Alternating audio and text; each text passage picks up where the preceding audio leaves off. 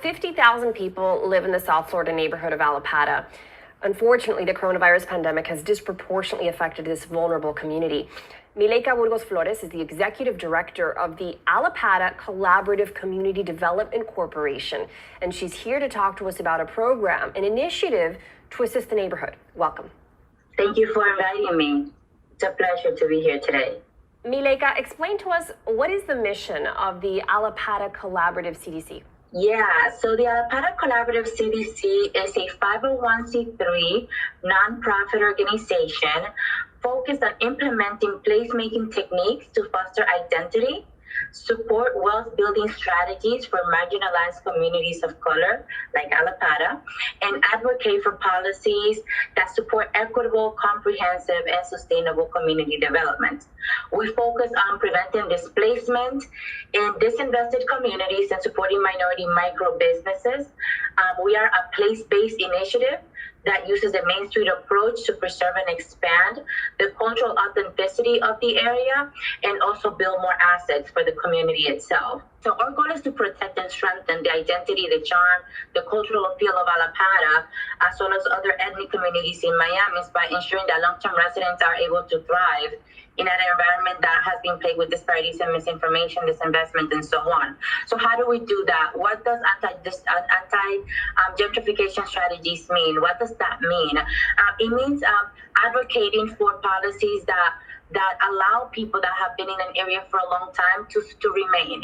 So, for example, creating community benefit agreements with local developers, people that are coming to the area to build and to do different developments that are going to affect the residents in the long term, making sure that they are basically terms that benefit the people that have been there for a long time. Also, making sure that people that have been renting in a specific area for a very long time are able to then purchase the place that they have been renting for that long time. So bottom line is like allowing people to remain in place and not be disenfranchised from the community that they know and love and that they have built. Mileyka, how are you and your organization providing assistance, support to the small businesses in the community, as we know, all of us know, that they are among the most impacted by this pandemic?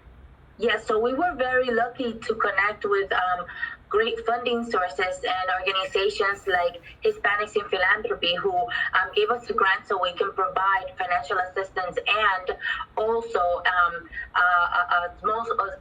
basically fund our small business resilience cohorts in Miami. So they have something called the Power Up Fund, and we were the selected organization here in Miami to be able to manage that fund. So we helped 10 businesses, and we were able to assist them with their rent and with different things, but also, which is what we always spoke about, it's not just the money that the businesses need. They need the capacity building. They need the technical assistance. So we connected them to lawyers so they can mitigate situations with their landlords. We connected them with a CPA so they can make sure that they have all their paperwork in order so they can apply to all these grants and different assistance that's coming down. We connected them with a coach, a business coach, to make sure that they can streamline their operations.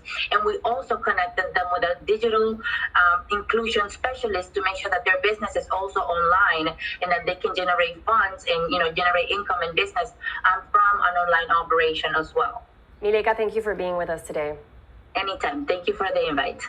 Today's newsmaker has been Mileyka Burgos-Flores. I'm Natalia Ortiz. Thank you for joining us.